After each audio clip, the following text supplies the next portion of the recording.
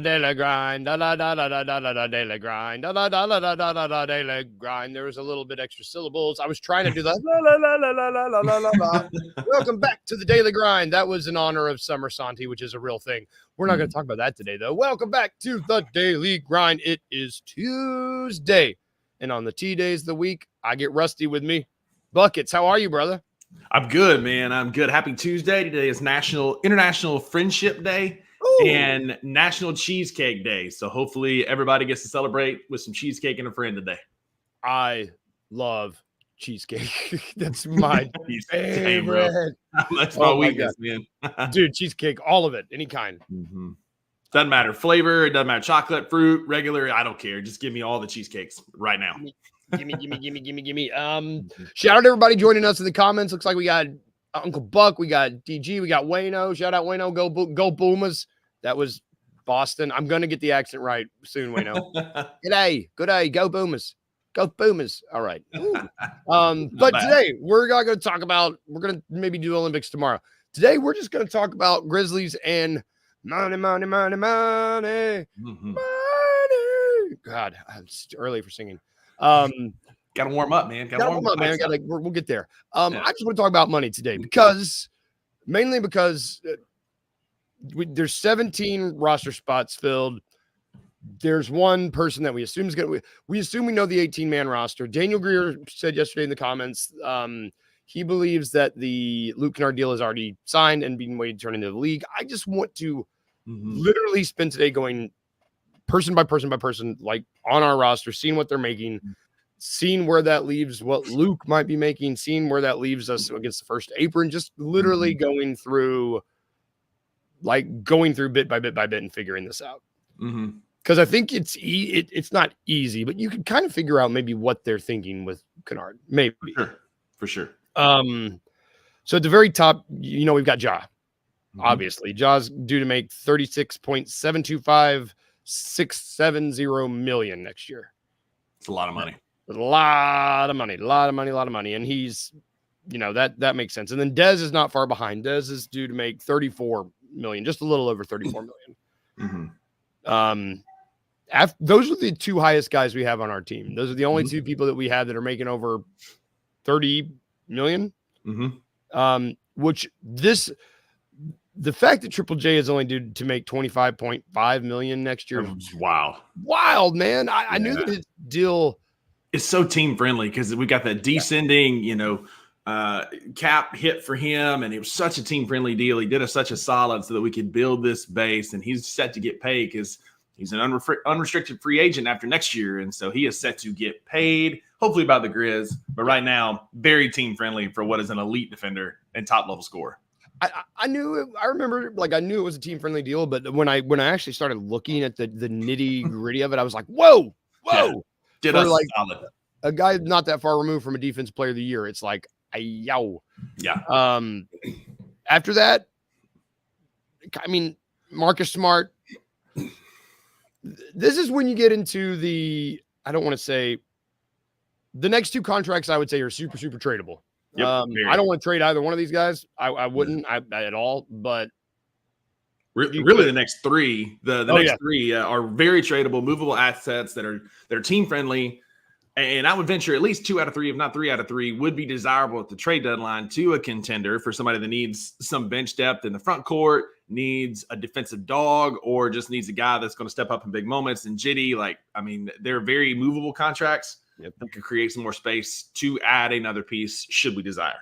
Yep. So the next three people that we're talking about, we got Marcus Smart making a little over 20 million, Brandon Clark making 12.5 million, and Jitty making a little over 6 million.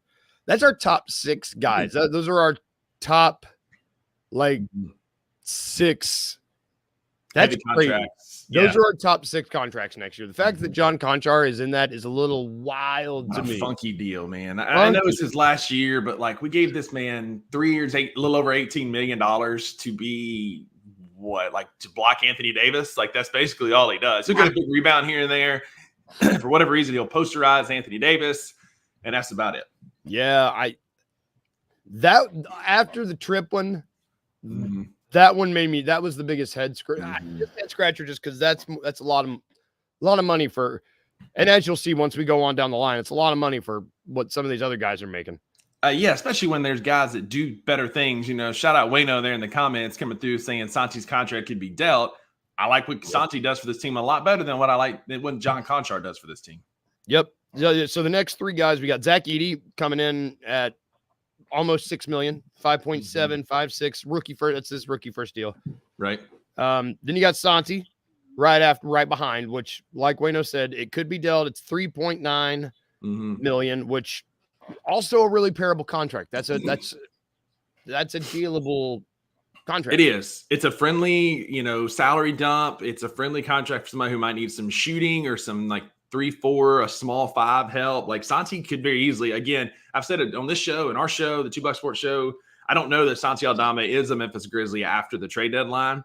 I just feel like he's one that with a friendly 3.9 mil, and I think he's got maybe 2 years left on it, a year or two left on it. Anyway, I think it's a very team-friendly deal that could be dealt to somebody needing a little help. Yeah, well, and he's also good. He's a good basketball player. I mean, Wayno can hate on him only once. Slim Spain is a real thing, and Summer Santi's a real thing too. Yep. It doesn't translate super well. He plays better in FIBA rules for whatever reason. But, I mean, the guy gets us big buckets when we need it. He's good for a rebound, and there's going to be a game where he's going to get you 18, 19 points that you really need. And so he's a great bench depth, and he's a great guy that it just could help a lot of teams should they need him at the trade deadline. Yeah. And I want that for him too. This is a guy that could be top 7 in someone's rotation. Absolutely. Absolutely. I think, especially Summer Santi could be a top 7 rotation player on a team. Honestly, and we're not talking like on the Celtics or on, the Sixers, but like he could go to Detroit, he could go to Atlanta, he could fit in somewhere like Orlando that needs a little extra shooting help. But he's not going to be like a top 7 roster spot on a championship contending team, but he can add some depth when needed. Yes. Good player, and after that, it gets a little I don't want to say everybody else. These are the smaller contracts. You've got Derrick Rose. People need he's still on the team. Due to make 3.3 mil. I believe that's the last year of his deal. It is. This is the last year. Then you got Jake LaRavia also making 3.3. I'm ruining it. Mamadi Diakite is technically, I believe, still on the roster. I expect him to be waived. Diakite, he's only owed like $800,000. Like that 2.2 is not guaranteed, and so I fully expect that once the Luke trade is handed or signing is handed into the league, that he's going to be waived. Yes, I agree.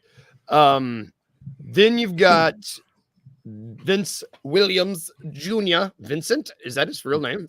Vincent Williams Jr. That threw me off. I was like, who the hell is that? He's our attorney. He's our attorney. My attorney, Vincent Williams Jr. on the phone. You've got him and Gigi each making right around $2 million. Right. Which is also very team friendly. Gigi Jackson Jr., a future star on lists with Kobe, KD, LeBron, is set to make $1.8 million next year. That's a friggin' steal, man. That's crazy. After that, the only other guaranteed money on the team is Jalen Wells, and I don't believe that he's it's a small amount. It's like 1.2 million dollars, somewhere out in there, something like that. And then we've got the 3 two-ways. That's all the money we got allocated next season. In terms of dead cap, Kenny Chandler's still sitting on our roster, which is hilarious to me for $2 million. For fans of baseball, he's pulling a Bobby Bonilla where he's just getting paid to sit at the house. Like Bobby Bonilla is getting paid $1.1 million by the Mets every July 1st from up until like 2028 or something like that. And so Kennedy Chandler's on one of those deals where he's just getting paid to sit at the house. Good for him. Yeah. Then you get to the cap holds. So this is just like the pinning free agents, unsigned dudes, blah, blah, blah. This is the only free agents we had. We had Lamar Stevens, and I think that was it. Yuta declined his option, so that's a placeholder. There was Jordan Goodwin, who we waived his two-way, so there's a little bit of a cap hit. Yves Pons, I believe we waived his two-way same thing. And then Luke Kennard's cap hit from being a restricted free agent. Right. We still have use of the mid-level and the biannual exception. We've not used our biannual exception in a long time. Long time. I don't think we've used the full. I don't think only one team used the full mid-level this. I think D'Anthony Melton was the only guy that got close to the full mid-level this season. I think so, yeah. It was 1 year. It wasn't the full. It looks like the exceptions are people are scared to use them, I'm assuming, with the apron stuff. Yeah. And then we've got 3 trade exceptions, which we don't seem – we've already lost the DB one. We don't seem in any hurry to use those. For sure. So then, Mac, so where are we at totally? So the active roster puts us at 24th in the league, which isn't bad. Which is not bad considering the talent that we have. 100%. And with our dead cap and our cap hold, which are both pretty high, those put us in the top 5. We're 14th in total cap allocations, which the first apron max is 178. Right now, we have 162 total cap allocations. By the time you factor in like our practical cap space and you take out some of the tax implications, we're going to have about $15.7 billion to play with, right? Exactly, which is nice. I mean, that's a healthy contract. I mean, healthy contract. It gives you room, especially because we declined, and I know we're going to kind of transition this and not steal your thunder, but like we declined $14.7 million for Luke. Luke was going to get $14.7 million. We declined that. So you got to think it's going to be somewhere south of that. Yes. So if we can come in the neighborhood of like 10 or 11 million a year, that'll still leave us whatever million away from the first apron, which gives us breathing room, which is very clearly important to climb into this front office. Is like, no matter what they have said about, we're going to be free spenders. There's no, we're going to make sure that we stack this team, whatever. Us and most teams are afraid of that first apron. So we're going to stay away from it. $4 million breathing space is a good way to do that. Yeah. And so if you're climbing, I think 10 million, I mean, I don't know. I don't know. How many years do you think his deal is going to be? I mean, I think years are a little bit tougher just because that's hard. Maybe 3? Out 3 and maybe like a team option or a 3 and a player option. Like I think 3 is going to be probably the limit of what he's going to get. I mean, maybe even like 2 in a team option, but I think 3 years with an option for a 4th is probably what he's looking at. We're his 3rd team in 5-6 years. Like you start moving around a lot, you get labeled a journeyman, and it's hard. It's kind of like those cursed restaurant spaces, right? Like there's been 4 restaurants there and none of them work. Like, why is this guy a journeyman? Like, why does he continue to move? And the stats back it up. I mean, the guy can shoot, right? Like he leads the league in 3-point percentage. Every year that he's healthy, he plays a significant amount of games, except for last year, which he was close and he was in 2nd place for most of the year. I mean, the guy is worth re-signing. I believe that we have got a handshake at least agreement in place with Luke Kennard. There's been too much social media stuff going on with him posting, watching the games, being at the forum. Yeah, he's golfing. Yeah, with the guys, like he's clearly invested in this team. It's the same like with Scottie Pippen Jr. Everybody wants to, give us heat for not signing him now, which we don't need to. I just feel like there's some conversations that we're obviously not privy to going on behind closed doors that has made this a done deal. Or Luke, there'd have been some more smoke about Luke testing the waters, but there's been none, like no conversations with any other team. It's strictly been Luke's going back to Memphis. They just got to work out the details. Yeah, you want to talk about something that we've just heard crickets on in terms of free agency. Like there's not been nothing coming out of it. Like it's just been everyone. It feels just like has been. Well, he's staying here, which to me feels like the professional way to handle that, right? Because like there's so many agents like leak stuff to try and get more money or get some pressure on it, but this feels like this has been handled very professionally, very close to the chest. Like, and so it tells me that we're probably going to do like 3 years in the team option just to take care of him for a few years. Hey, listen, man, here's our handshake deal. We'll give you $10 million. We'll give you that extra 4th year as an option. If you perform, we'll pick it up. We just need to make sure, see what the market's going to settle, because nobody at this point is getting massive contracts or overpaying or anything like that. The market is settled. And I feel like 3 years, $10 million with a player or team option for a 4th is probably where we're going to land, which that's good math. That makes sense for us. Yeah. I mean, I that makes sense too. And if we sign him at 10 million, I mean, that puts us at, we said we thought we had 15 million. So that would leave us 5 million for the first apron. If you want to get frisky and go into the second apron, that's 15 million. Yeah. And I would put this up. Good morning, King Meek. Shout out, brother. Daniel Greer. Cap space helps at the trade deadline so much. 100%. And 100%. if we've got, say, 15 million just in available cap space paired with I don't know. Let's say paired with a Marcus and I don't want to trade Marcus. I'm not saying like paired with a Marcus and a Jitty. That's 26 plus 15. You can get to 40 million. You can get to,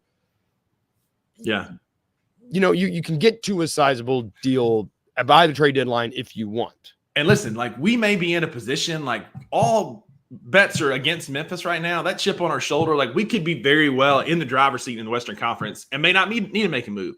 We could also be caught in that minutia that's probably going to be that middle tier in the Western Conference because there's so many good teams that with that kind of cap space and the ability to move a John Conchar or a Santi or something like that, like we could go get a player, somebody that could fill a need for us, whether that's a big because Zach Edey's healthy, but not, if he's not, or if we need some wing scoring, like $25 to $40 million, good gracious, in cap space before the second apron. Like you can go get that, win a championship, and then make some moves in the off season. But I feel like we're in a very healthy place, for all the flack that Kleiman's been catching on Twitter from Grizz fans. Like he's handled this roster and this cap space brilliantly, put us in a very favorable position to make moves should we need to, and be able to take care of Jaren Jackson Jr. next year and keep this core together.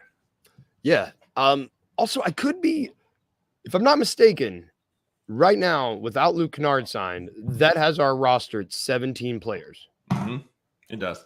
You can sign Luke Kennard, waive Diakite, and you still have a roster spot.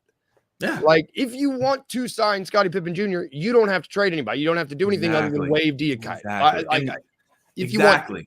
And honestly, I won't be in like a huge rush to fill that roster spot before October. Like you don't have to have, there's no like penalties for not having a full roster. Why not leave that spot open? Should Pip come in and just absolutely prove his mettle? Yeah, let's sign him after the first of the year. Give him that last roster spot. And we actually need some wing scoring. Hey, let's go see if we can get somebody. Like, again, this is like, I don't want Biyombo again, but we signed Bismack Biyombo off his couch. Like there are going to be serviceable NBA players should we need an emergency need that we could fill that last roster spot with. Now, calm down. Don't come at me in the comments. It's not, I'm saying we're not going to sign somebody like that. No, but having that option is really, really comfortable for a team. It's really, really nice looking at your roster and being like, you know what? I feel pretty good with 17 dudes. Like that's a good feeling to have that flexibility where you can go into the season, go into October, and you're like, man, I got this spot here for whatever I need it for. I literally got it for whatever I need it for. Because Luke, like we don't know what we have, honestly, because like we're 2 years away from from back-to-back, a 51 and a 56 win seasons. Yeah. But most of this core now that we have Gigi and Vince playing like they're playing, now that we got Zach Edey, this core really hasn't played together. Like what if we come out next year and we're absolute barn burners and we're beating the absolute crap out of everybody we play? Like we don't know what we got. Like we might have a top 2 roster in the West right now. Yep. And if not, you got an extra roster spot and some space to play with. Yep. You guys, that's so funny. You might be a top 2 team in the West, and you with a 17-man roster. That's exciting. That's so exciting. I'm gonna throw this up for Wayno. Go boo Jeff Canada and their whiskey and maple syrup. Oh, hey, God, that's pretty good. I'm sorry, Wayno. We're going to take a quick break, and when we get back, we're going to chill because it's Tuesdays, and I think so spoiler warning. We are going to take a break. If you have not seen Deadpool and Wolverine yet, maybe don't join us after the break because I know we both saw it, and we're going to probably spoil it. So I won't judge you if you need to take a break. Just step away. It will be spoiled. But spoiler alert, I'm going to do another one after the break. Spoiler alert. Everyone enjoy the commercial. We'll see you after the break. Scottie Pippen Jr., man, he has looked so good this summer and made a strong case for NBA minutes. Yeah, he's been amazing. And I think the biggest revelation to me is how well he has been on the defensive end. A havoc defender. He's always getting his hands on balls. He's always in the way. He's very good at anticipating. How that translates to an NBA 82-game regular season and playoffs is different. Yes, I do agree that John Morant's your point guard. I want him playing 32 to 35 minutes a game. However, in the minutes that he's off the floor, say Dez is out there or Marcus is out there, I'd still rather have Scottie Pippen Jr. facilitating and kicking to them. I'm in your camp here, but I think that Scottie has a real role on this team. What if Dez and Marcus don't have to run one, and you can have Scottie running the point, have Dez and Marcus out on the wing, and then you got Scottie driving where he can kick it out to Dez, or he can also shoot, can create space for our second lineup. Tune in to the $2 Sports Show with Rusty Witten and Drew Gann every Friday at 3 p.m. only on the Bluff City Media YouTube channel. Tiger basketball conference schedule released today. The non-con's been released. It's going to be a tough schedule once again. Good games at the crib. The Rice revenge game. FAU's going to be back. Bring it. Y'all ain't FAU no more. Y'all just UAB's coming to Memphis, and I like that. But it's going to be a home and away, obviously. But UAB's coming back to Memphis, and I think that UAB's going to be tough. They got a good team. Again, this conference is bullshit. So, why y'all hating on Penny though? All y'all folks in the Discord making all you getting your shit off, getting your jokes out about pennies, candles. All the United States athletes are coming to the Olympic Village, and they're being greeted by the Olympic Committee with a gift. Guess what one of them is going to be? Penny has some candles with a company called 1122 Candles or 1122 Candles, whatever it's called. They're going to be in that gift box, and he has a letter written in there for him. It's so friggin' dope, dude. Tune in to the Anthony Sane Show Wednesdays and Fridays at 12 p.m. weekly on the Bluff City Media YouTube channel.